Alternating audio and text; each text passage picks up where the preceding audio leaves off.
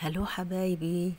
جنافي بالجبنة أو الجنافي النابلسية أو السورية اللي بدكم إياه، شهية ولذيذة زي هاي. تعالوا نحضرها مع بعض على أصولها. نحتاج لجنافي حسب الوزن وحسب الكمية اللي انتو بدكم إياها. بنقطعها كتير صغيرة، قطع صغيرة كتير كتير زي ما انتو شايفين، أو حسب الرغبة. في ناس بحبوها خشنة وفي ناس بحبوها ناعمة، أنا بحبها ناعمة. قطعتها، بنجيب السمنة وبنحطها فوقها. السمنة بتكون على درجة حرارة الغرفة.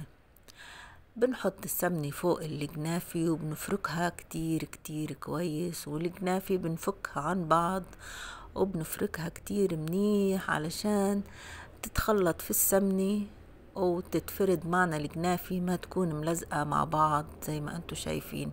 بنجيب القطر اللي بنكون محضرينه في الأول وبنحط عليها حوالي 3 معالق على الجنافي وبنخلطهم مع بعض كتير منيح وبنحركهم لحتى الخليط كله يتجانس. في صينية تانية بنجيب سمنة بندهنها كويس زي ما انتو شايفين، بنحط كمية كويسة وبنبدأ نفرد الجنافي في الصينية التانية. بنفردها بالتساوي بهذا الشكل شوي شوي لحتى تكون متجانسة وعلى مستوى بعض. بعد ما نفرد كل الكمية بنبدأ نضغطها كتير كتير منيح بهذا الشكل بكل قوتنا. بنضغطها وبنفرد الأطراف، بنخليها كلها متساوي وبننظفها من عن الجناب.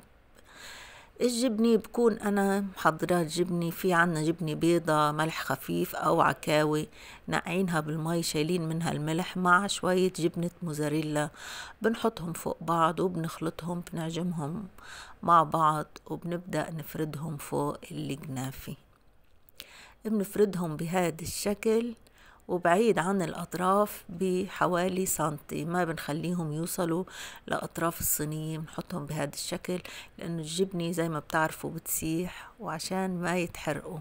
على الغاز بنحط الصينية وبنبدأ نسويها. بالصينية ما بنحطها على النص، بنبدأ نحطها على أطرافها زي ما انتم شايفين. وكل دقيقة أو سوري مش دقيقة، كل 10 ثواني بنلفها وبنضل نلف في الصينية زي ما انتو شايفين. بنلفها وعلى نار خفيفة أو وسط بنضلنا نسويها. المهم انها ما تحترق لحد ما نشوف أطرافها بالشوكة، بنكشف عنها بنلاقي انه أطرافها تحمرت شوي. بنجيب صينية تانية وبنقلب الصينية اللي معنا بهذا الشكل وبنحطها على النار مرة تانية، بس بنحركها حركة سريعة لمدة دقيقة مش أكتر، وبنخليها 10 دقايق في الصينية وبعدين بنقلبها بهذا الشكل. بنجيب القطر وبنحطه فوقها. القطر بيكون فاتر يعني ما بيكون بارد كتير، وبنحطه بهذا الشكل. بنقطعها، بنحط كمية القطر شوية وبنقطعها بهذا الشكل. شوفوا على هالمنظر، شوفوا الجبنة كيف قاعدة عم بتسيح، وشوفوا شكلها كيف محمر وحلو.